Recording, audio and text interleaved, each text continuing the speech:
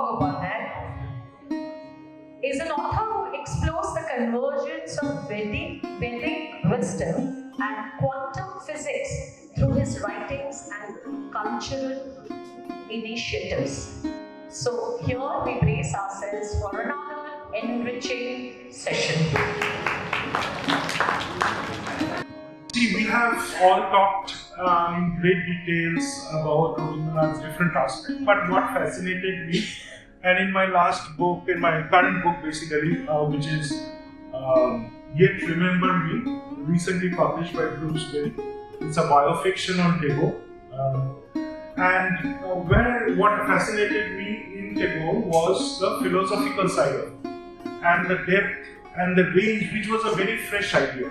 So during that time, you see there was a Vishu Aurobindo. He has his own set of philosophies, and then we have Tagore with his own philosophical point of view, and which was very much aligned with the Western views as well. So he wasn't a foreigner, both these gentlemen weren't foreigners to the West, yet they carved out a path that is purely Indian and purely based on the Vedas and the Upanishads. So he was in the champion. He was called not the nationalist but the internationalist, right? So that's what Tagore is in one sentence. But that internationalism is not something that is out of our knowledge sphere. That internationalism was part of the Upanishad, the Vedic civilization that we are born into. And people in the West may think that, Hindu internationalism was something different, but it has been our heritage for the last 5,000 years or more. So his core concept was, and he writes in Jivam Smriti, in my reminiscence, from my earliest days I was drawn to the music of the Vedas, though I understood not a word. The cadence carried me into the world, into another world. So that was Tagore, who is being introduced from his very childhood. He tells with unambiguous.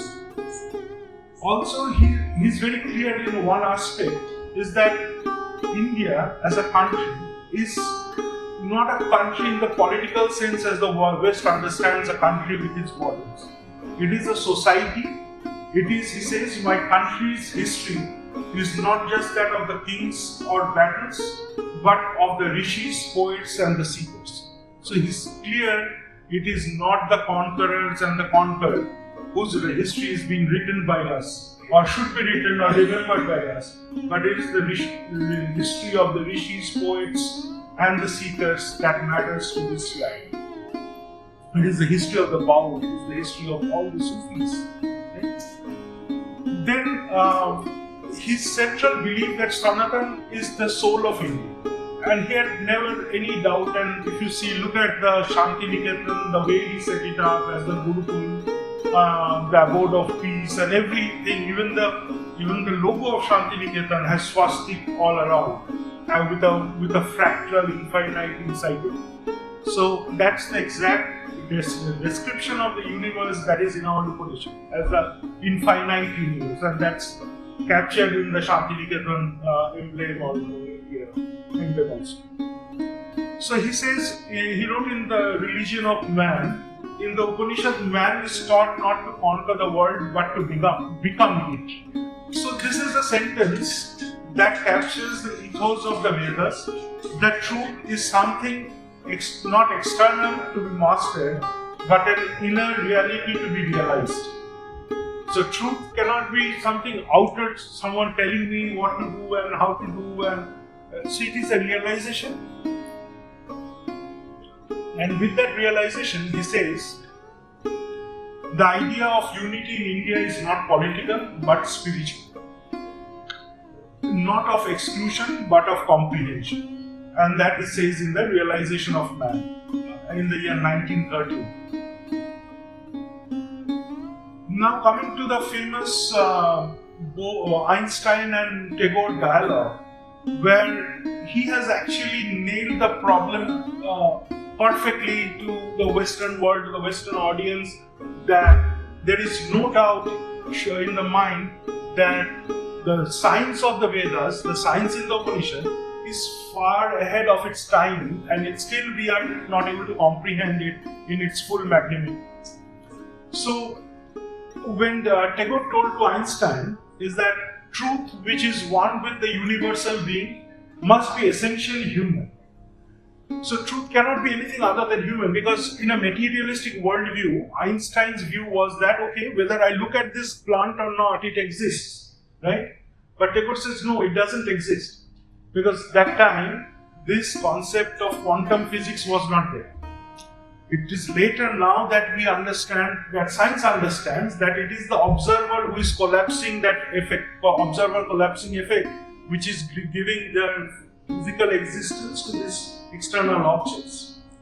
So he says that in 1930, so long before all these things actually took place, he says that truth which is one with the universal being must be essentially human.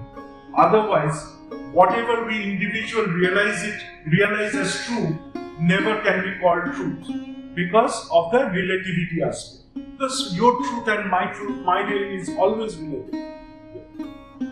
According to the Indian philosophy, there is Brahman, the absolute truth, realized only by, and this is Tagore's word. In Indian philosophy, there is Brahman, the absolute truth, realized only by merging the individual in its infinity. When the individual merges with the Brahman, or the Brahman is an expression of, the individual is an expression of the Brahman in its various forms. And it is a direct quote coming out of Mandukya Upanishad, where it says the knower of Brahman attains the supreme truth. And Tagore's argument there that truth is accessed only through merging of individuality. So long we have individuality, the universal truth will not be expressed or cannot be realized. Another example would be, Tagore says, the world is human world. The scientific view of it is also the scientific man. Therefore, the world apart from us does not exist. It is a relative world, depending for its reality upon our consciousness. So, the world we live in is created by the human mind. It is defined by the scientific. If you want to say it's a scientific thing, it's also the mind of the scientist. That's what he's trying to say to Einstein. And it is coming directly from Chandogya Upanishad, chapter 6.2.1, where it says, all this is verily Brahman. Reality is not independent, external entity, but a unity realized in consciousness. So that's how deep-rooted Tagore's understanding of the Upanishad, Vedas and his worldview was. So in that sense, it was just an expression of what we had in the Vedas.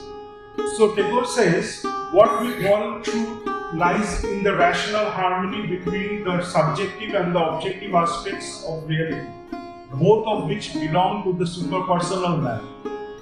So what we call it as subject or an object is both part of that infinite superpersonal or suprapersonal, Vishwarvardhana would call it, man. And it comes from Bhagavad Gītā chapter 6.29, where it says the yogi, the seers of the self, abiding in all beings and all beings in the self, he is equal sighted everywhere. And finally on the Maya, he says, even the notion of Maya, the truth which is described as scientific is human and may be called Maya or illusion. So that's what Tagore said. The truth which is described as scientific is human and may be called Maya or illusion. And then this is from the Upanishads again, which says that no Prakriti as Maya and the winter of Maya as the Lord himself. Idea is that truth is one, sages call it by many names as per the Vedas says. And he says that in nationalism he insisted, India must live not by the imitation but by awakening her own soul. He wanted to build the tapovan for humanity. and that is part of his. He writes it in his Creative Unity essay, published in 1922. Again, he was there were three aspects. Which one is the Varnashram, which is the Brahman Kshatriya. He was a total believer of the Varnashram, but not on a hereditary basis. Not on a hereditary basis, but based on the qualities and duties one performs. So that also aligns to the old Vedic concepts of what a Varnashram should be. And he says, let not the soul of India remain imprisoned in her own house. He warned. He urged Hindus to rediscover by liberating the spirit of Dharma. Tagore's engagement with Dharma extended also to social questions. Santiniketan was, as I said, conceived in spirit as the Gurukul of the modern age, where learning took place under the open sky without the barrier of caste or creed. Hindutva, in the modern political Savarkar sense as well as Tagore sense, hardly deviates from one another. The thing that Tagore insisted Hindutva as a universalism, while Savarkar interpreted Hindutva as a civilisational identity. So that is a sleek difference between these two gentlemen's interpretation. But in essence, both wanted to rebuild or bring back that Hindu Vedic civilization to India. So that's another one. And to leave, finally, I have an apprehension. I don't know if it's how much true or false or anything you can question that. But I have seen when I read Gitanjali over and over again, I could relate it to Bhagavad Gītā and the Upanishadic slokas multiple times. I'll just pick up one poem as a sample for this audience, and if you want, you can either contact me separately or I can share this presentation with all of you through audio. So that's absolutely fine. So if you look at Gitanjali poem number 5, the first stanza, he says, I'll ask for moment's indulgence to sit by thy side. The works that I have in hand, I will finish afterwards. So that's the first two lines of Gitanjali poem number 5, which comes from Bhagavad Gītā, chapter 6, slok 13 to 15, where it says, I don't want to go into the Sanskrit part of it, but meaning, when the yogi, the fearless, firm, is disciplined, intent, I need nirvana. It is not the same. It is the same indulgence that Tagore is seeking. Being caught up in so many work all throughout the day, his day he finds is tiresome. He has no space where to seek that ultimate truth. So that says he admits that worldly work kept him endlessly busy, yet inwardly empty. While worldly work was endlessly busy for him, but inwardly it was empty. And thus he yearns to lay aside for a moment of rest, and that's what he seeks in that Gitanjali's first stanza of poem number 5. Then in the immediate next stanza he says, away from the sight of thy face, my heart knows no rest nor respite, and my work becomes an endless toil in a shoreless sea of toil. So without the sight of thine is the ultimate truth. So there is no rest for him, no respite. That's what Tagore is insisting. And everything comes to him, appears to him as an endless toil in a shoreless sea of toil. So there is an infinite, useless activities he is getting tied up with. And again, this is again Bhagavad Gītā, chapter 14, slok 16. Where the meaning is the fruit of sattvic action is purity and wisdom, the fruit of passion is suffering, the fruit of ignorance is darkness. Tagore laments in the same, that the work performed in the restless rajasic spirit are futile, lost in the endless sea of human striving.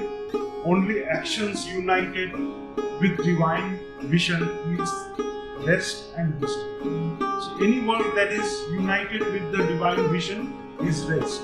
Everything else is an endless, useless story. And the last one is, today the summer has come at my window with its shies and murmurs, and the bees are plying their ministry over the coat of the flowering grove. So again, this is from Bhagavad Gītā 17.2. And I leave it as a question and for further inquiry that you would love to do and you would find a lot of joy in doing it yourself, as you see that his attempt, to me, personal view is that he was trying to make it easier, accessible for all people who did not have access to the Vedas, the Upanishads of that time. And then translating it back to English made it even accessible to the world. So with that I end, and thank you everyone for your time and attention, or the lack of it. Thank you.